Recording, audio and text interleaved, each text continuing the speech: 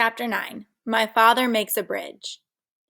My father walked back and forth along the bank, trying to think of some way to cross the river. He found a high flagpole with a rope going over to the other side. The rope went through a loop at the top of the pole and then down the pole and around a large crank. A sign on the crank said, "To summon dragon, yank the crank, report disorderly conduct to gorilla."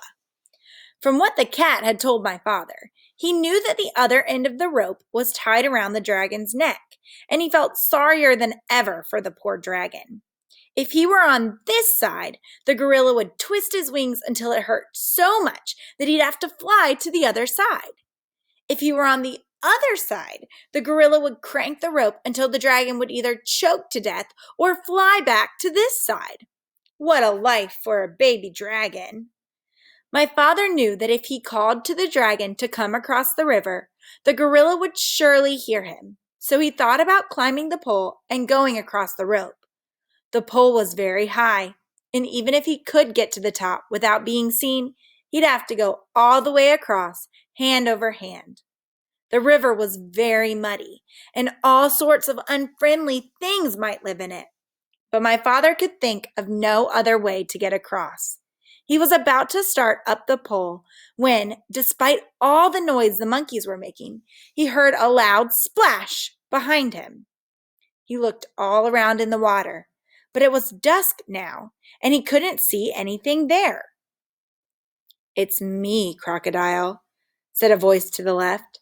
"The water's lovely, and I have such a craving for something sweet.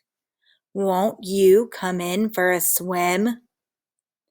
A pale moon came out from behind the clouds, and my father could see where the voice was coming from. The crocodile's head was just peeping out of the water. "Oh, no, thank you," said my father. "I never swim after sundown, but I do have something sweet to offer you. Perhaps you'd like a lollipop, and perhaps you have friends who would like lollipops too." "Lollipop," said the crocodile. "Why, that is a treat. How about it, boys?" A whole chorus of voices shouted, "Hurrah! Lollipops!" And my father counted as many as 17 crocodiles with their heads just peeping out of the water.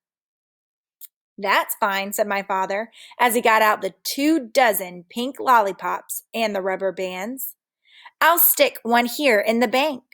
Lollipops last longer if you keep them out of the water, you know. Now, one of you can have this one." The crocodile who had first spoken swam up and tasted it. "Delicious, mighty delicious," he said. "Now, if you don't mind," said my father, "I'll just walk along your back and fasten another lollipop to the tip of your tail with a rubber band. You don't mind, do you?" "Oh, no. Not in the least," said the crocodile. "Can you get your tail out of the water just a bit?" asked my father. "Yes, of course," said the crocodile, and he lifted up his tail. Then my father ran along his back and fastened another lollipop with a rubber band.